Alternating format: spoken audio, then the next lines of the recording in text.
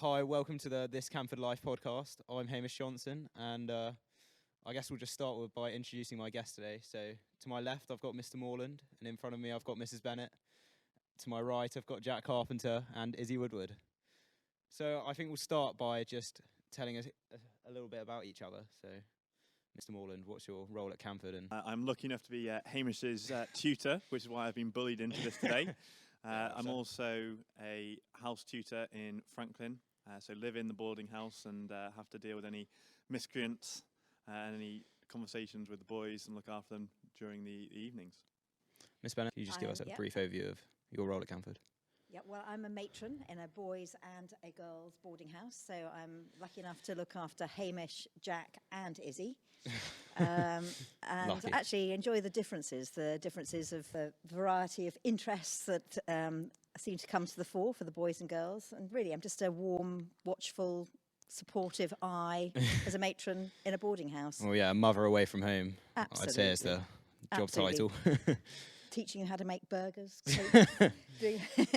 but also just doing the kind of things that a mother would do at home, helping you out with various laundry, taxi, anything that makes your life comfortable, feel supportive, and make you feel at home in the boarding house. Yeah, so Izzy, could you just tell us a little bit about yourself? I'm Izzy, and I joined in Shells. I'm now in lower sixth, and I've been boarding my entire way through in a girls' house, De Lacy. Jack?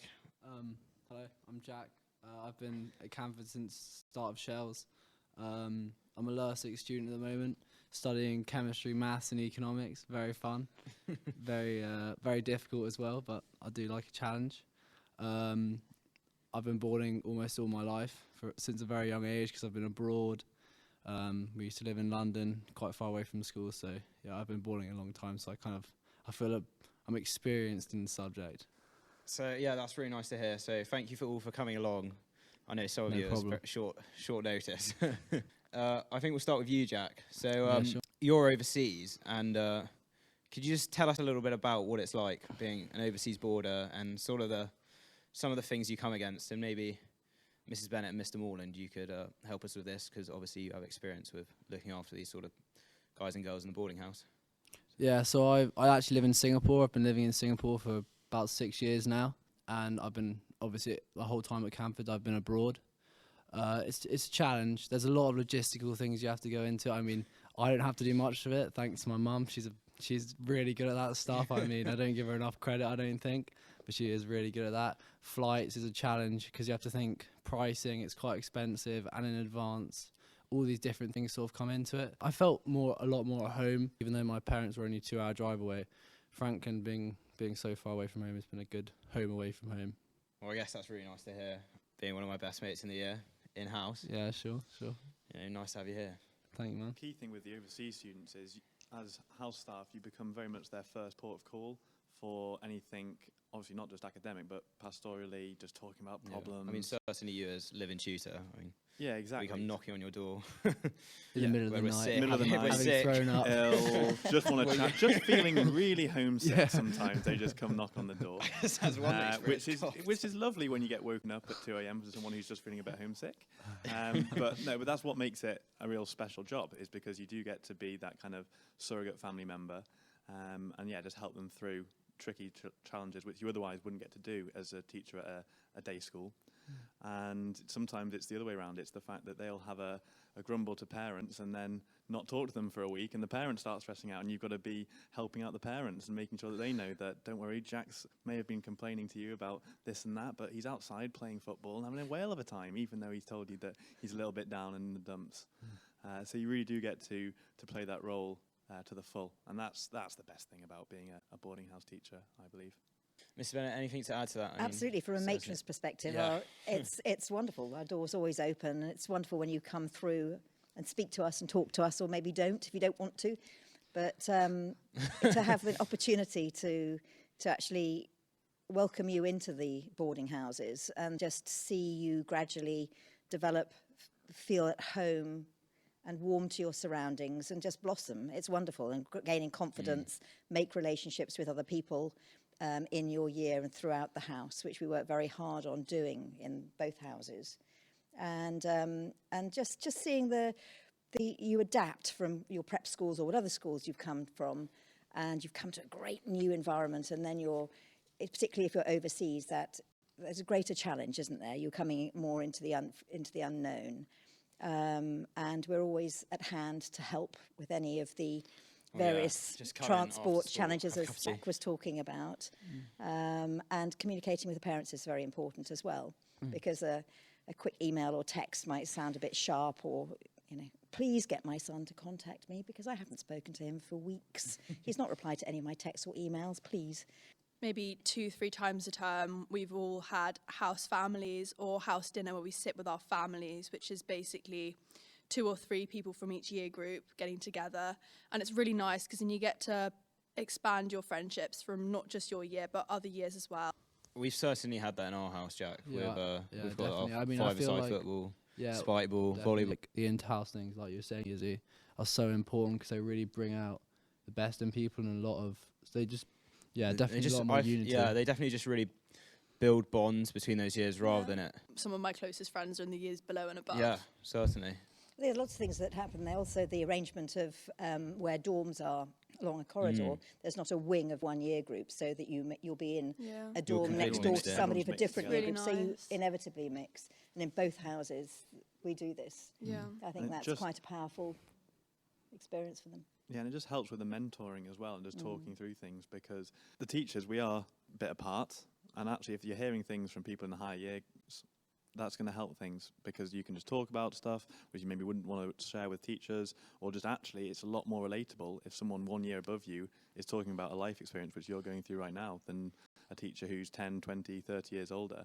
With the best will in the world, it is different. So I think that really helps, having those family dynamics within the boarding house, just to help people cope with all these different situations going through. Yeah, and even if it's just helping with work, talking about universities, what universities you're looking at, what A-level choices, just small things like that, I think. From a matron's perspective, I'm very aware that some of the juniors will use their older pupils to sound ideas against, to go to ask for help. If there's maybe a tricky social situation they don't know how to manage, they will engage the help from the older years. Yeah. And that really does work well, because that's something that people can use their own experiences. And then, we are a family within each house. And so there are lots of different people with different personalities, seeing a different side of each pupil. And we pool that information. And we can then work really well as a team to help you enjoy your experience, because it's got to be a home. Your house has got to be a home, and we're here to really try and create a warm environment for you so that you can thrive. Should we talk a little bit about co-curricular activities? What we do around the boarding house and what we do outside of it? Yeah, so what do you guys get up to? I actually do quite a lot around the school. Busy life. Yeah, I do hockey, lacrosse and athletics as my sports, which I really enjoy. I'm part of the CCF. I've done lots of musicals, been in the choir for years. Les Miserables. That was a great school play, wasn't it? That was I think one of the best. Well, one of the best I've ever seen, and better than some of the shows I've seen on sort of big West End. All those ones I've sort of seen. Yeah, that was pretty amazing. I mean, Sammy Smith and Adam Phillips were the two main guys, and they were incredible. I was actually blown away. Yeah, it's fantastic just to see everyone getting so passionate about something which isn't just academics, and you really get to witness all that. Yeah. Whether it is the play or the leadership through CCF or everyone's individual sports, you get to see everyone just come alive in their own little area, and they find their own little thing that they can be really passionate about and really proud of.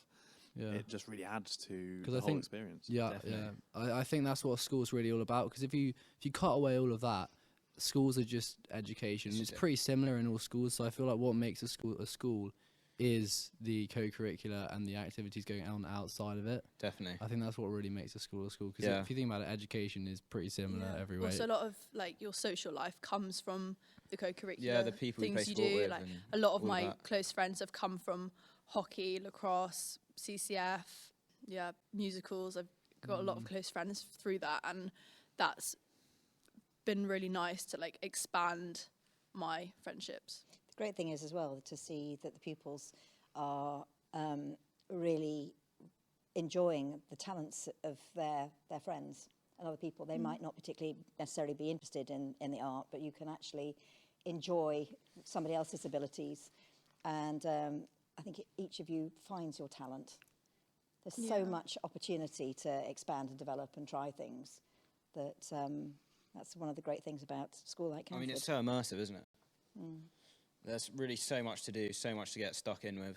I mean, there's really never, I find there's not a time I'm not really doing anything. Just Or there's couldn't be doing something. Yeah. if you Yeah, wanted of course. To. Yeah, it's things going on all the I mean, time, especially in isn't the junior school. Yeah. So on the afternoons, you're not doing anything. You've got sport activities, from ranging from shooting to sailing. I mean, it's pretty mad. So much to try. There is isn't so there? much It's to so try. lucky, You yeah. just throw Yeah. yourself into it Yeah, and just get almost definitely. lost in all the different opportunities Yeah. that are there. And that's fantastic, especially at that age, to be able to do literally anything that you want to do. And you can take it to any level you want, whether it's a casual sport or you want to take it really seriously and push on. You can really thrive and go for it. When you start at a brilliant school like this, you've really got to throw yourself into it, because straight away. Yeah. there's not many other times in your life where you're going to be able to do this kind of thing. Like so Going- readily available. Yeah, exactly, because there's just so many different facilities here. And opportunities. I think that's really the main theme of it. There is just so many opportunities. You've really got to grasp everything. And from the teacher's standpoint, I think it's really important because you get to interact with the kids outside the classroom, and that's fantastic because you're teaching them that idea of life lessons and how to talk to people, not as a teacher pupil, but just adult to adult. And it's great seeing them start to realise that actually, teachers aren't the enemy. We're all on the same side, and you can actually have a really good conversation and chat away and share jokes.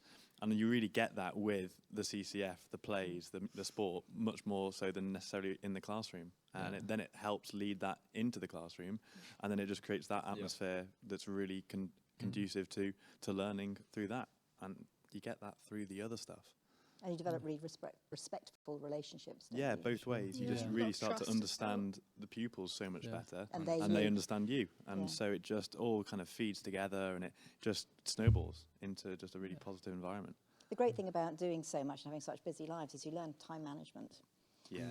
Absolutely. definitely. And Oh, there are God. times as a matron where you have students who are so busy, they do so much, which actually you all do, and sometimes it almost becomes too much.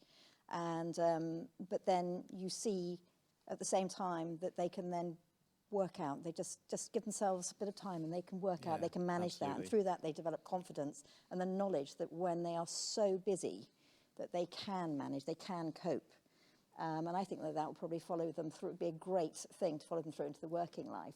When things become stressful and intense, they definitely. know that it will get better. They know they can There's manage, they can cope. Definitely a lot more of teachers do that so in much. sixth form, yeah. especially Yeah. like the contrast between the junior school and the sixth form. It's not massive, but in the respect that you are much more in charge of what you do and your work and with study periods. with study periods, and you have no more first prep, so you have to organise yourself and your extra activities around that because they become a lot more of a group to join rather much than more just like independent. trying it in the junior Yeah, school. exactly. It's a lot more, it's your thing now. And you get to practice those skills which so often are called soft skills, but really they're more core life skills. They're actually so much more important than anything else you can learn Definitely. because they're so transferable.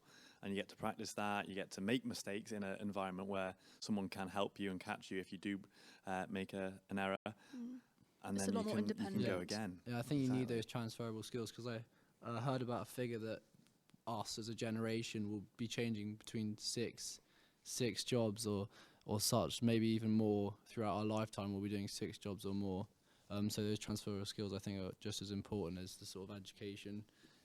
Yeah, I mean, we could probably go really off topic with this one, but I mean, going into an age of AI and that sort of thing, those real soft skills and on a personal level are going to be more important than ever. But obviously, we could really go off topic on this one. So Yeah. I think on the sport front, yeah, tell us about. going big back- rugby player. yeah, I mean, going back to teachers and teacher-pupil sort of relationships, I mean, our rugby season didn't go too well this year. I don't want How many wins was it? to 0. Yeah. Yeah, not great for the Canford reputation, but I feel that we sort of developed as a team. Because, I mean, in the 15 season, it was really difficult. We came up with some really, really good sides with some international players such as Millfield, Sherburn, all these really good sides. I mean, we did lose every game, but we sort of we definitely took something away from that. I feel. You learn from these sort of things, don't Yeah, you? because I mean, in the sevens season, Gotta it was fail a to completely succeed. different aspect to it, because we went to Roslyn Park. I don't know if you guys know it, but it's a big sevens tournament in England, and we won our first 2 games pretty comfortably. Then we came up against RGS Newcastle, one of the biggest schools, rugby schools in the country, and we actually lost by 2 points a kick. So it kind of shows the development we got, even though we didn't win a single game. We did have sort of that fire in us that it sort of came out of the losing streak, I could say. And being in one of the boys' boarding houses, you guys were coming back from some of those really tough fixtures, either bad performances, which meant you'd been drubbed, or really good performances and just come off the wrong side of a kick here or a kick there. And actually, the resiliency that you guys went through and knowing how to deal with defeat and victory and treat them just the same was fantastic, because you all really grew as individuals, as a team, as you said. And actually, that was so much more valuable than any one-off victory. And I know it is cliche to say that, but there's a reason why they're cliches, because actually it is really important to be able to do that. I mean, and definitely probably the losing probably showed you how to win. Yeah, definitely. I think also coming back to our house with a lot of coming back with our teammates, and sort of the community we had back at the house was definitely helpful after losing those tight games. And the way the boarders sort of showed, the way the matron sort of showed us how losing isn't everything, definitely helped us, I think. Yeah, 100%. I think we'll just go around the circle one last time and say just a sentence or two about what we love about boarding, really. Yeah, so my favourite thing about boarding is you get to see all the different sides of the pupils. They will bring anything to you, any problems that they're having, which otherwise you wouldn't get to experience. And you really do feel like you're making a big difference, almost as a surrogate family member. And that's the best feeling. Absolutely, I totally agree. It's to feel that you're making a difference to that pupil, and making their lives more comfortable, make them happier, to actually feel that you actually have done something worthwhile. It's nothing like it. I'd say my favourite thing is probably just the atmosphere and the people that you get to know and grow with throughout your time. How much I've changed personally through my experiences I've had because of boarding, and because you have to learn to live with people 24/7. It definitely builds your character. It makes you a lot more tolerant. Living with your friends is a pretty awesome thing. A lot of people live at home, and you argue with your parents just as you argue with your friends. But I think just being with your friends and every dinner, discussing things with them, I think it's a good life. I mean, my favourite's got to be the opportunities, really, and just the amount of things you can get up to. There's really anything you can dream of, you can do, and that's so nice. And you can do that after prep at School are willing to 8:45 help anytime. you develop that as well. If you have an idea and you're like, I'd really like to start learning how to play the bagpipes or something, they'd find a way to help you, Yeah, definitely. find something to do. Yeah. It's a whole nother family, really. Everyone in house is just another brother, and that's really quite nice. It's seeing Coming people- from a family of 2 brothers. And a twin brother, mind you. Who shockingly you don't board with. Yeah, different Well, houses. I mean, What's we all could that quickly- about? What's all that Did about? they want you out of their boarding house, or vice versa? Yeah. Wow. Well, I think it's just, as a twin, you often get viewed as just one item and one person rather than 2 different individuals. Yeah, and with you your were own- together for 9 months Yeah. next to each other, so I guess you had a lot of time. And that was enough. Yeah, That was enough. So yeah, and then living with each other for however long it has 12 been, years, 12 13 years, years. well, 17 years now. Yeah, And then, I think it's just nice to be in a different house with different friend groups, and just enjoying different things, and that's really made a difference, I think. Yeah. I think we definitely had a just a brief overview of what boarding's all about at Canford. Yeah, thank And, you for press ganging us all into this. Yeah, thank We you. had a funny Well, thanks for coming afternoon. Do you along. think we should all say Canford Life together at the end? No, I think that's- I don't think so. No, I think I think that's after a the veto. cliche sayings not? of Mr. Okay. Morland. I've got a million of them. Thank you for listening to the This Canford Life podcast on the 23rd of May. Thank you for tuning in. Bye for now.